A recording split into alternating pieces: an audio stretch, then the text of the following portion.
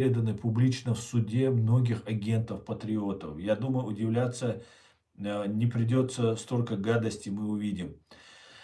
Эд, вот как я ответил Шамилю самому внизу, я думаю, не будет суда над КГБ. А, Суд над КГБ или люстрацию должны сделать сами россияне. Они уже всех заразили этой гибней. Там, я не знаю, 30% населения, если не связано с этой гибней, то это хорошо на России.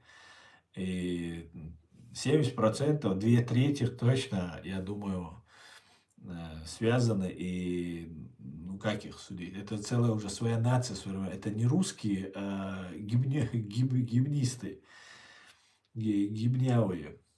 Поэтому я уже не верю, если честно, это. Я очень вначале думал, верил, думал, вот, сейчас все пойдет, там, и так далее, и так далее.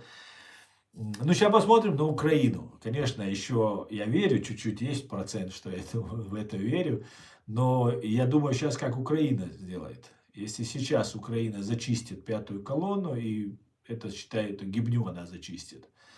Если Украина сможет, то и Россия